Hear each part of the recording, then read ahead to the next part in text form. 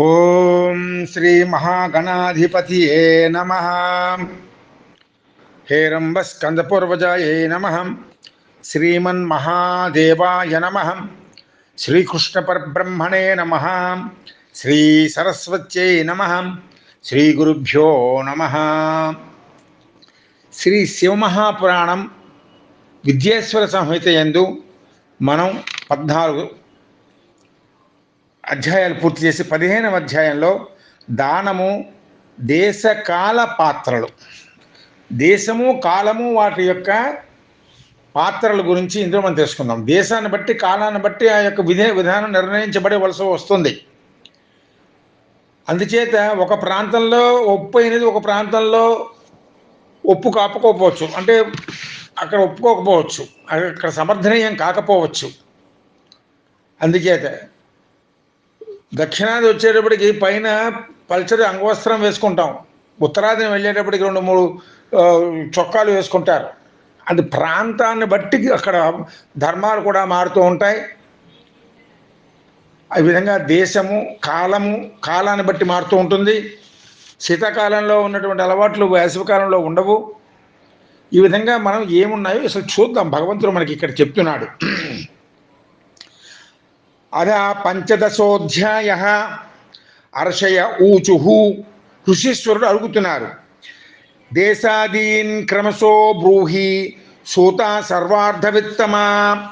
సూత ఉవాచ శుద్ధం గృహం సమఫలం దేవయజ్ఞాది కర్మసు తతో దశగుణం గోష్ఠం జలతీరం తతో దశగుణం బిల్వతుల్యస్య అశ్వత్థమూలకం తతో దేవాలయం విద్యాతీర్థతీరం తతో దశగుణం నద్యాస్థీర్థ్య నద్యాస్తతో దశ సప్తగంగా నదీ తీరం తస్య దశగుణం భవేత్. ఋషీశ్వరులు అడుగుతున్నారు, సర్వ విషయములు తెలిసిన వారిలో శ్రేష్ఠుడైనటువంటి ఓ సూతమహాముని, మాకు దేశము కాలము మొదలగు వాటిని గురించి క్రమముగా చెప్పుము. దేశకాల స్థితుల గురించి అన్నీ తెలిసినటువంటి మహర్షి మాకు తెలియచేయమని సూతమహాముని సత్రాయాగము చేస్తూ ప్రయాగ తీర్థములో ఉన్నటువంటి ఆ యొక్క జితేంద్రులైనటువంటి సత్యవాదులైనటువంటి మహర్షులు అడుగుతున్నారు. అప్పుడు సూతమహాముని వారితో ఈ విధంగా అంటున్నాడయ్యా, దేవయజ్ఞము మొదలగు కర్మల యందు శుద్ధ గృహము సమఫలమును ఇచ్చును. దేవయజ్ఞము చేసేటువంటి చోట్ల, పరిశుద్ధమైనటువంటి గృహం ఉండేటువంటి చోట్ల సరి అయినటువంటి సమమైనటువంటి ఫలములను పొందుతారు. అంటే లోకమనంతటికీ కళ్యాణం చేసే ఫలములు పొందుతారు, సమఫలములు. గోశాల దానికంటే 10ంతల ఫలమును ఇస్తుంది. జలాశయ తీరము దానికంటే 10 రెట్లు ఇచ్చును. అందుకనే నాగరికతలన్నీ కూడా నదీ తీరములలో వెలిసిల్లాయి. చక్కటి నదీ తీరములు అంటే చక్కటి నీరు ఉండేటువంటి చోట్ల వెలిసిల్లాయి. పైగా మారేడు చెట్లు, తులసి చెట్లు, రావి చెట్లు మూలము దానికంటే 10 రెట్లు ఫలమును ఇచ్చెను. దేవాలయము వీటన్నిటికంటే 10 రెట్లు ఫలమును ఇచ్చెను. తీర్థము యొక్క తీరము దానికంటే 10 రెట్ల ఫలమును ఇచ్చెను. నదీ తీరము దానికంటే 10 రెట్ల ఫలమును ఇచ్చెను. సప్తగంగలు అనే నదుల తీరములు అన్నిటికంటే 10 రెట్లు ఫలమును ఇచ్చెను. ఈ విధంగా ఒకదానికంటే ఒకటి శ్రేష్టమైనటువంటివి, ఉపయోగకరమైనటువంటిది, మిక్కిలి శ్రేయోదాయకమైనటువంటివి. గంగా గోదావరి చైవ కావేరి తామ్రపర్ణిక సింధుశ్చ సరయోరేవ సప్తగంగా ప్రకీర్తితాః తతో అబ్ధితీరం దశ చ పర్వతాగ్రే తతో దశ సర్వస్మాదధికం జ్ఞేయం యత్ర వారోచతే మనః కృతే పూర్ణఫలం జ్ఞేయం యజ్ఞదానాదికం తథా త్రేతాయుగే త్రిపాదం చ ద్వాపరే అర్ధం సదా స్మృతం కలో పాదం తే విజ్ఞేయం తత్పాదోదనం అర్ధకే. నాయన మహర్షులారా, గంగా, గోదావరి, కావేరి, తామ్రపర్ణి, సింధు, సరయు, రేవా నదులకు సప్తగంగలని పేరు. ఏమేటండి అవి? పేరు తలుచుకుందాం, పుణ్యం వస్తుంది. గంగమ్మ తల్లి, గోదావరమ్మ, కావేరి తల్లి, తామ్రపర్ణమ్మ, సింధు మహాతల్లి, సరయూ నదీదేవి, అమ్మ రేవా నది, ఈ నదులకు సప్తగంగలని పేరు. ఇవన్నీ మనకు తల్లులే. ఎందుకంటే భూమిని సారవంతం చేసి మనుషులకు జీవమైనటువంటి గంగను అందిస్తున్నాయి కనుక. సముద్ర తీరము వాటికంటే 10 రెట్లు ఫలమును, దానికంటే 10 రెట్లు ఫలమును పర్వత శిఖరమును ఇచ్చును. మనస్సునకు నచ్చిన స్థలములు అన్నింటికంటే అధిక ఫలమును ఇచ్చును. అన్నిటికంటే ఏమిటంటే మనకు మనస్సు నచ్చాలండి. దేవుడు ఎక్కడ లేడు కాబట్టి మనకు మనస్సు నచ్చినట్లయితే చూడండి, కొంతమంది ఎన్ని ఇస్తామన్నా వెళ్ళరు. ఫుట్పాత్ మీద పడుకొని ఒకనొక మెట్టు మీద ఉండేటువంటి, రోజు అక్కడే ఉండేవాడు ఇంకో చోట వెళ్ళమంటే వెళ్ళడు. చిన్న కొట్లు వాళ్ళు ఆ కొట్లు వదిలేసి ఊరవతలు పెద్ద స్థలం ఇస్తామన్నా వెళ్ళరు. కాబట్టి మనసుకు నచ్చాలండి, అది ఇంకా ఫలితాన్ని ఇస్తుందయ్యా. పైగా మనస్సుకు నచ్చిన స్థలం అన్నింటికంటే అధిక ఫలమును ఇచ్చును. యజ్ఞ దానాది కర్మలకు కృతయుగములో సంపూర్ణ ఫలము. కృతయుగంలో సంపూర్ణమర్పణ వస్తుంది. యజ్ఞము దానము మొదలైనటువంటి చేసినట్టయితే త్రేతాయుగంలో 4 ఫలము వచ్చును. ద్వాపర యుగంలో సగము ఫలము చెప్పబడినది. కలియుగంలో 4వ వంతు ఫలము లభించును. కలియుగంలో సగకాలము పూర్తి అయిన పిదప 4వ వంతు కంటే కూడా తక్కువ ఫలము లభించును. ఏం చేత అంటే శుద్ధాత్మన శుద్ధ దినం పుణ్యం సమఫలం విదు తస్మాత్ దశగుణం జ్ఞేయం రవి సంక్రమణే బుధా విషువే తద్దశ గుణమయనే తద్దశ స్మృతం తద్దశ మృగ సంక్రాంతౌ తచ్చంద్రగ్రహణే దశ తతశ్చ సూర్యగ్రహణే పూర్ణకాలోత్తమే విదు జగద్రూపస్య సూర్యస్య విషయోగాక్షరోగదయం హతస్తద్విషాంత అంతర్యద్ధం స్నానదాన జపాం చరేతు విశాంత్యర్థకాలత్వాత్ సకాల పుణ్యద స్మృత. ఓ మునీశ్వరులారా, శుద్ధమైన మనస్సుతో పవిత్రమైన దినమున పుణ్యకర్మను చేసినచో శాస్త్రోక్త ఫలము లభించును అని చెప్పెదరు. ఓ విద్వాంసులారా, రవి సంక్రమణమునాడు చేసినచో దానికి 10 రెట్లు ఫలము లభించును. అంటే రవి సంక్రమణంలో ఉండగా, సూర్యుడు విషువరేఖపై ఉండగా చేసినచో దానికి 10 రెట్లు ఫలము లభించును. దక్షిణాయన ఆరంభ దినమున చేసినచో అందుకు 10 రెట్లు ఫలము లభించును.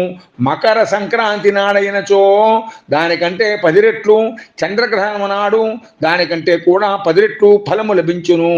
దానికంటే ఉత్తమమైనది పూర్ణ ఫలము ఇచ్చినది సూర్యగ్రహణ కాలము అని పెద్దలు చెప్పుచున్నారు. జగత్తునకు రూపమును అనుగ్రహించు సూర్యనారాయణమూర్తి రాహుగ్రస్తుడు అగుటచే ఆ దోషము శాంతించుట కొరకై స్నాన దాన జపములను చేయవలను. ఆ కాలము దోష శాంతిని చేయు కాలము గనక పుణ్యకాలమని చెప్పబడినది.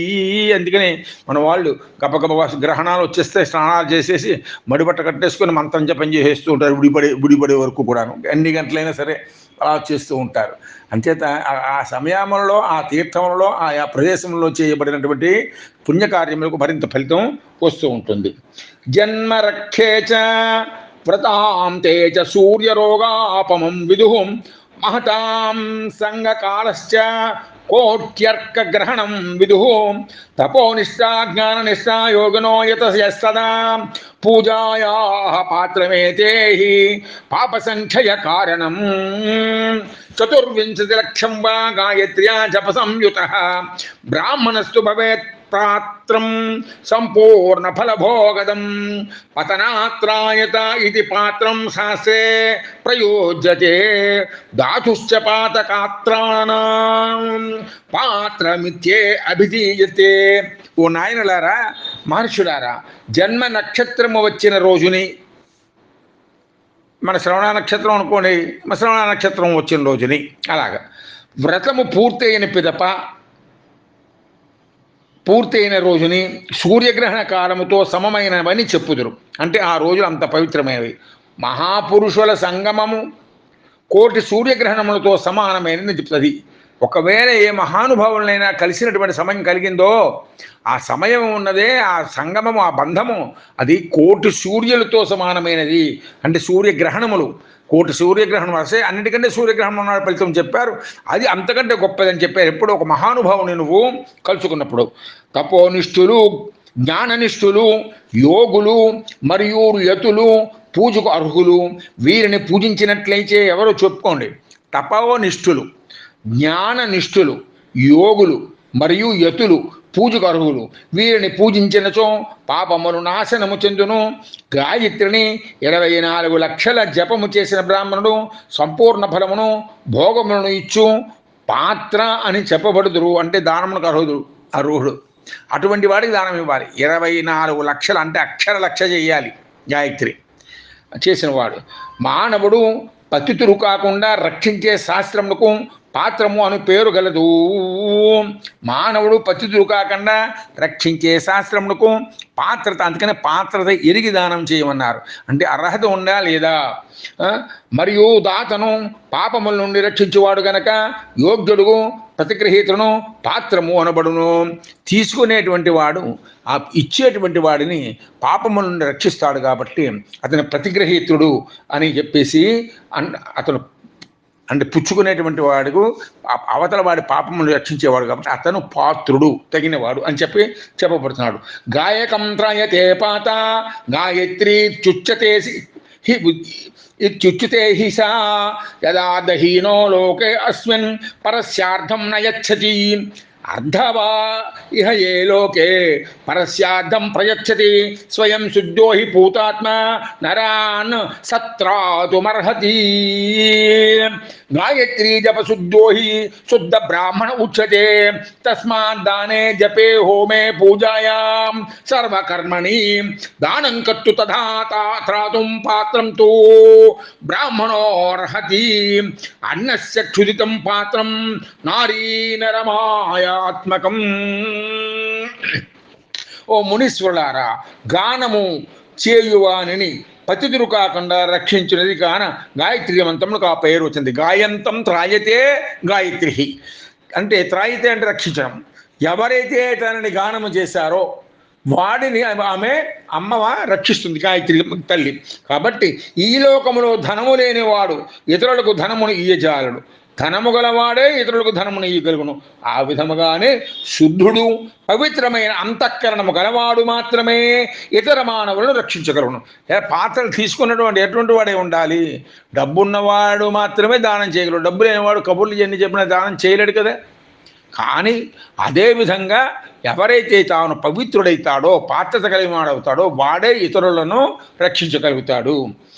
గాయత్రి జపము చేత శుద్ధిని పొందినవాడు శుద్ధ బ్రాహ్మణుడు అనబడను. 24 లక్షల గాయత్రి జపం చేయాలని బ్రాహ్మణుడు అన్నటువంటి వాడు అది లక్ష్యంగా పెట్టుకోవాలి. కాబట్టి అనబడను. కావున జప హోమ పూజాది సర్వకర్మలయందు కూడా మరియు దానమును చేయుటకు స్వీకరించుటకు ఇట్టి బ్రాహ్మణుడు మాత్రమే అర్హుడగును. స్త్రీ గాని పురుషుడు గాని ఆకలి కొన్న వ్యక్తి అన్నమునకు పాత్రుడగును. ఆకలిగా ఉన్నవాడే పాత్రుడవుతాడు అన్నం తీసుకోవడానికి. సరే, నిజంగా గాయత్రీ మంత్రం యొక్క ప్రాశస్త్యము మనుషులందరికీ తెలియాలని చెప్పేసి వివిధ సంస్థల వాళ్ళు పాపం గాయత్రి యజ్ఞాలు తలబెట్టి అందరినీ పిలిపించి తెల్లవారుజామునే లేచి స్నానాలు చేయించి వాళ్ళ చేత సంధ్యావందనాధికాలు చేయించి గాయత్రి జపాన్ని చేయిస్తారు 12 గంటల వరకు. ఇది నాకు అనుభవం. శ్రీశైలంలో ఆ చంద్రావతి అనేటువంటి పెద్ద హాల్లో నిజంగా తెనాలి ఘనాపతి గారు ఉన్నారు. ఆయన విష్ణుభట్ల ఆంజనేయ ఘనాపతి గారు మహానుభావుడు. 16 రోజులండి అక్కడ ఉన్నాం. కోటి గాయత్రి అందరూ ధారపోయాలి. ప్రతిరోజు పొద్దున్న కూర్చొని గాయత్రి మంత్రం చేసి ధారపోయాలి. అలాగనమాట. అలాగే లలితా సహస్రనామం, కోటి లలితా సహస్రనామాలు చేయాలి. ఆడవాళ్ళు బ్యాచ్ ఒక ఇంచుమించు 100 దాకా, 120, 130 మంది దాకా ఉన్నారు. మగవాళ్ళు కూడా 200 దాకా వచ్చారు. అందరికీ భోజనాలు, టిఫిన్లు, కాఫీలు ఇచ్చి గాయత్రి మంత్రం చేయడం పొద్దున్న వరకు. పొద్దున్న 7 గంటలకు మొదలు పెడితే 8 గంటలకు మొదలు పెడితే, ఎందుకంటే అన్ని కాలకృత్యాలు అవన్నీ తెచ్చుకుని వాళ్ళు చెప్పాలి. వాళ్ళ ఇళ్ళల్లో వాళ్ళ రూముల్లో వచ్చేసి అందరికీ రూములు అకామిడేషన్లు ఇచ్చారు. అవి చేసుకొని అక్కడికి వచ్చిన తర్వాత మళ్ళీ టిఫిన్లు అవి పెట్టేవారు. వీళ్ళు ఇచ్చినటువంటి కాఫీలు టిఫిన్లు శుభ్రంగా తిని అక్కడ కూర్చుని జపం ఇంకా గాయత్రి మంత్రం జపం చేయడమే. 12, 1 గంట మధ్యలో మళ్ళీ భోజనానికి వీళ్ళు వచ్చే వరకు. ఇంకా భోజనం చేసిన తర్వాత లేదు. ఆ రోజు సాయంత్రం వరకు అంతా సత్కాలక్షేపం బోళ్ళు పెట్టేవారు మహానుభావులు. ఇంక గాయత్రి గాయంతం త్రాయతే ఇది గాయత్రి. అందుకని అలాంటి వ్యక్తికి పాత్రత వస్తుందయ్యా.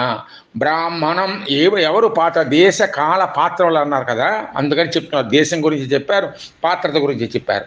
బ్రాహ్మణం శ్రేష్ఠుమాహుయ యత్కాలే సుసమాహితం తదర్థం శబ్దమర్థం వా సద్బోధకమభీష్టితం ఇచ్ఛామత ప్రధానంచ సంపూర్ణ ఫలదం విదుః యత్ ప్రశ్నానంతరం దత్తం తదర్థ ఫలం విదుః యత్సేవకాయ దత్తం స్యాత్ యత్సేవకాయ దత్తం స్యాత్ తత్పాదఫలం విదుః జాతిమాత్రస్య విప్రస్య దీన వృత్యేర్ధి అర్షభాః దత్తమర్థం హి భోగాయ భూర్లోకే దశవార్షికం వేదయుక్తస్య విప్రస్య స్వర్గే హి దశవార్షికం గాయత్రీ జపయుక్తస్య సత్యే హి దశవార్షికం విష్ణుభక్తస్య విప్రస్య దత్తం వైకుంఠం విదుః శివభక్తస్య విప్రస్య దత్తం కైలాసదం విదుః తత్తల్లోకోపభోగార్థం సర్వేషాం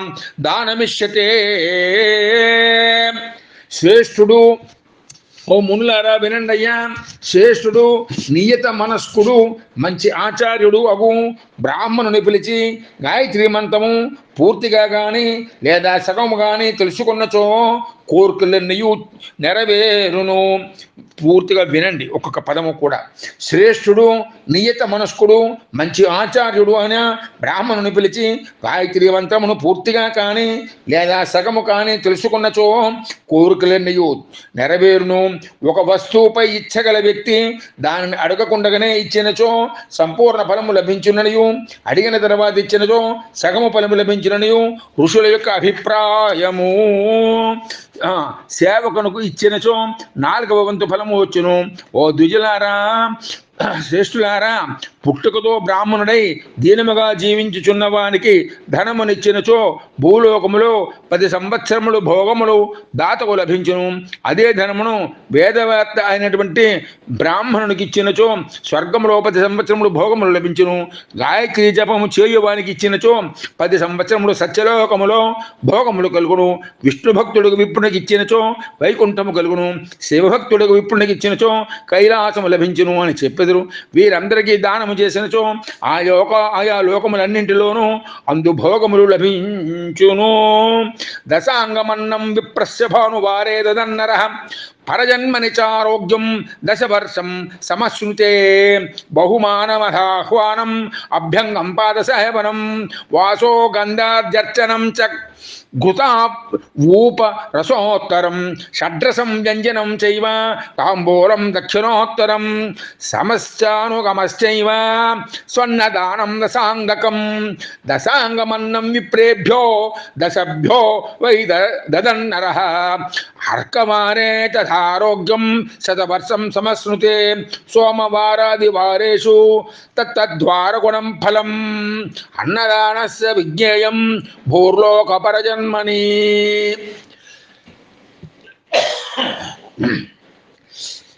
ఓ ఋషులారా, బ్రాహ్మణుడికి ఆదివారం నాడు 10 అంగములతో కూడిన అన్నమును పెట్టినచో దాతకు మరుజన్మలో 10 సంవత్సరముల ఆరోగ్యము లభించును.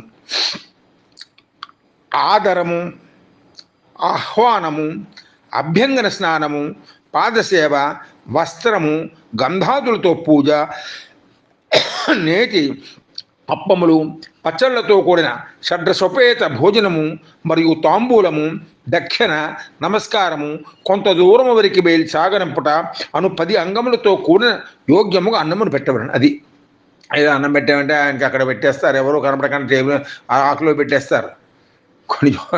కొంతమంది చాలా విచిత్రంగా ఉంటుంది, ఎవరు కనపడరు, వాళ్ళని వడ్డించుకోవాలి, ఇలా ఉంటుంటాయి. అలా కాదుట. ఎలా చేయాలంటే 10 అంగములు అని చెప్పారు. వాటికి ఆధారంగా లోపలికి తీసుకురావాలి. కాళ్ళు కడుక్కోవడానికి నీళ్ళు ఇవ్వాలి. ఆయనకి వెళ్ళి అవసరమైతే స్నానం చేయించాలి. పాదసేవ చేయాలి. వస్త్రములు ఇవ్వాలి. గంధాదులతో పూజ చేయాలి. అప్పములతో పచ్చళ్ళతో కూడిన షడ్రసోపేతమైన భోజనం పెట్టాలి. తాంబూలం ఇవ్వాలి. దక్షిణిచ్చి నమస్కారం పెట్టి ఆయన వెళ్ళేటప్పుడు కొంత దూరం వరకు వెళ్ళి సాగనంపవలెను.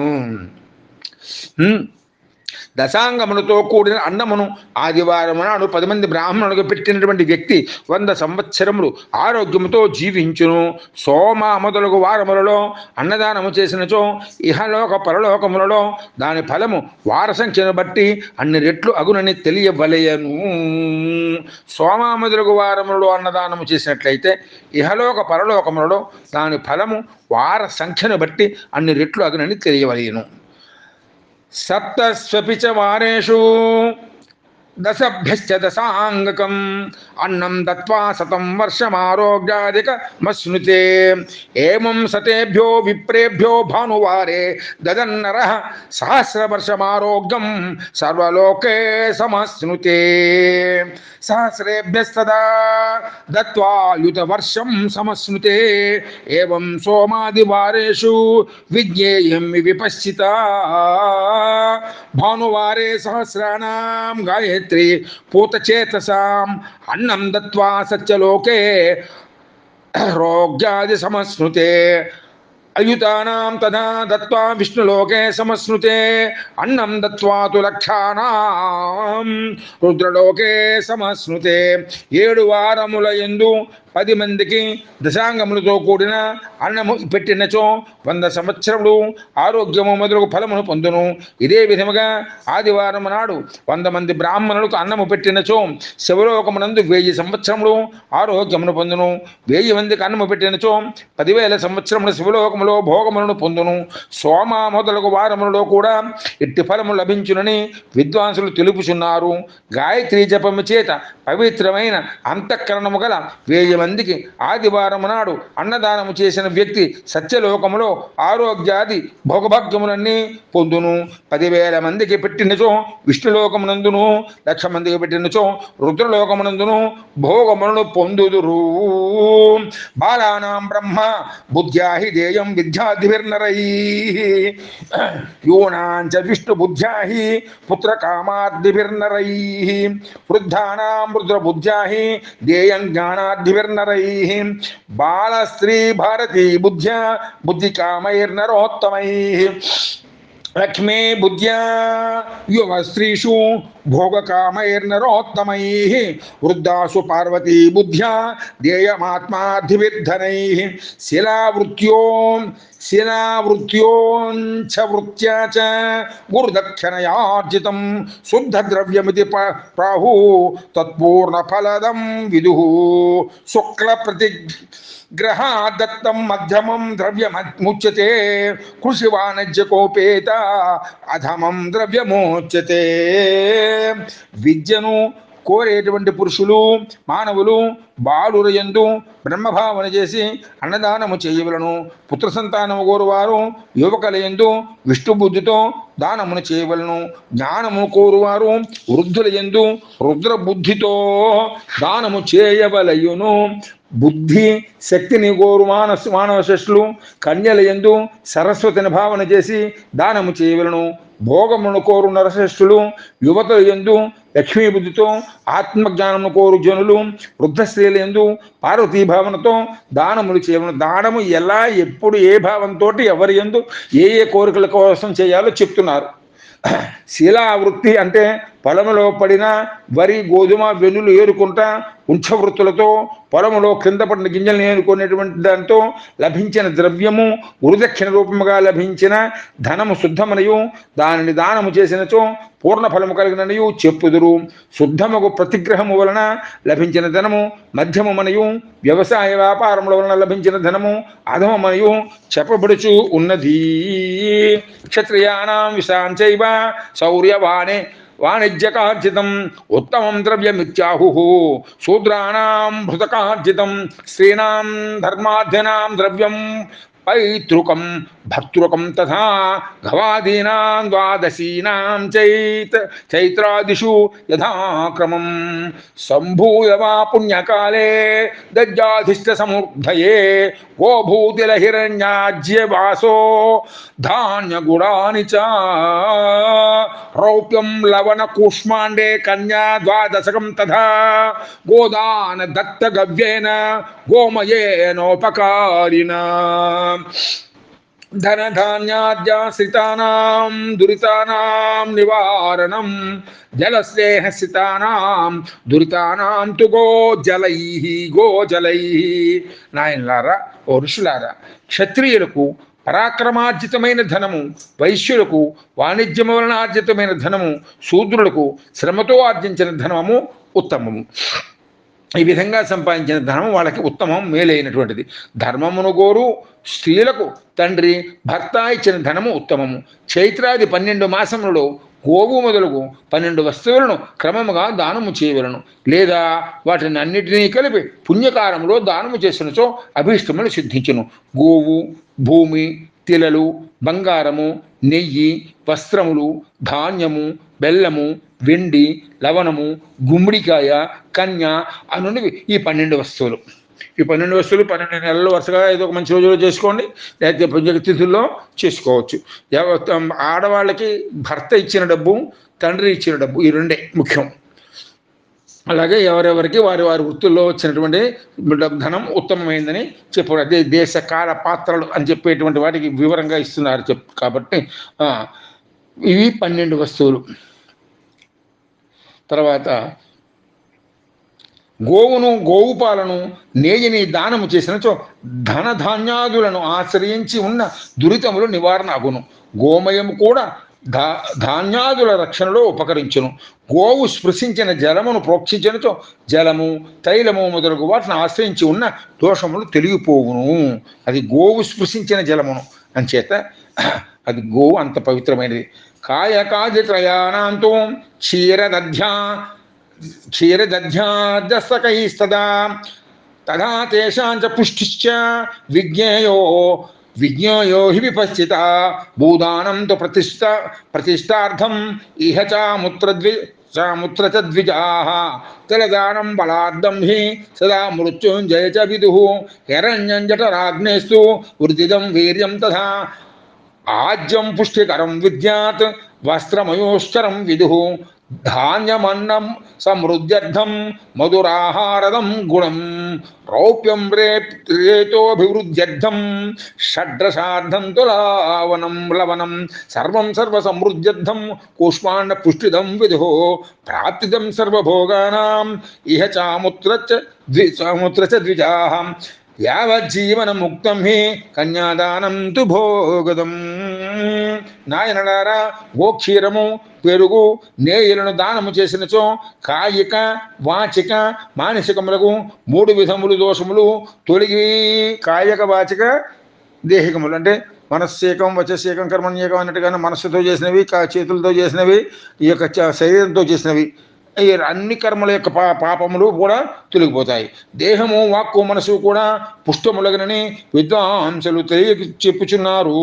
ఓ బ్రాహ్మణులారా, ద్విజులారా, మునీశ్వరులారా, భూదానము వలన ఇహపరములలో ప్రతిష్ట, స్థిరత్వము కలుగును. తెల్లదానము వలన బలము, మృత్యుంజయత్వము కలుగును. తెల్లదానం అంటే నువ్వుల దానం. బంగారమును దానము చేసినట్టయితే జఠరాగ్ని వృద్ధి పొందును, బలము పెరుగును. నేతిని దానము చేసినచో పుష్టి, వస్త్రమును ఇచ్చినట్లయితే ఆయుష్ కలుగునని తెలుసుకోవలేను. ధనధాన్యము వలన అన్న సమృద్ధి, గుణదానము వలన మధురముగా ఆహారము లభించుట, వెండిని దానము చేయటం వలన వీర్యాభివృద్ధి, లవణదానము వలన షడ్రసోపేతముగా ఆహారము లభించును. అన్నిటినీ దానము చేసినచో సర్వసమృద్ధులు కలుగును. ఓ మునీశ్వరులారా, గుమ్మడికాయను దానము చేసినచో పుష్టి కలుగును. కన్యాదానము వలన జీవించి ఉన్నంతకాలము భోగములు లభించును. పరలోకమునందు సర్వభోగములు కూడా కలుగునయ్యా. ఈ విధంగా దేశకాల పాత్రలు గురించి చెప్పు. పనసామ్రకపిత్తానాం వృక్షాణాం ఫలమేవ చ కదల్యాజ్యౌషధీనాంచ ఫలం గుల్మోద్భవం తథా మాషాదీనాంచ ముద్గానాం ఫలం శాకాదికం తథా మరీచ అర్షపాద్యానాం శాకోపకరణం తథా యదృతో యత్ఫలం సిద్ధం తద్ధేయం హి విపశ్చిత శ్రోత్రాదీంద్రియ తృప్తిశ్చ సదా దేయా విపశ్చిత శబ్దాదిరస భోగార్థం ధిగాదీనాంచ తుష్టిదా. ఓ ఋషీశ్వరులారా, పనస, మామిడి, యాపిలు వంటి పనస ఆమ్ర కపిత్తం, కపిత్త ఫలం అంటే యాపిల్ పండు అనమాట. కపిత్త ఫల జంబూతం. ఆహా. యాపిల్ పండు, అరటి మొదలగు పళ్లను, మినుములను, పెసలను, కూరలను, మిరియాలు, ఆవాలు మొదలగు కూరకు అవసరమైన వస్తువులను, ఆయా ఋతువుల యందు లభించు పండ్లను వివేకి దానము చేయవలను. విద్వాంసుడు ఇతరులకు శ్రోత్రాది ఇంద్రియములకు ఆనందం ఇచ్చేటువంటి శబ్దాది 10 విషయములను సమకూర్చి దిశా మొదలగు ఇంద్రియాధిష్టాన దేవతలకు సంతోషమును కలిగించవలయను. విద్వాంసులైన వాడి దగ్గర ఏముంటుంది? విద్య ఉంటుంది. అదే చెప్పాలి నలుగురికి అని. తర్వాత వేదశాస్త్రం సమాదాయ బుద్ధ్వా గురుముఖాత్ స్వయం కర్మణాం ఫలమస్తీతి బుద్ధిరాస్తిక్యముచ్యతే బంధురాజవయాద్ బుద్ధి శ్రద్ధా సా చ కనీయసి సర్వాభావదరిద్రస్తు వాచా వా కర్మణా యజేత్. వాచకం యజనం విద్యాన్ మంత్రస్తోత్ర చ పాదకం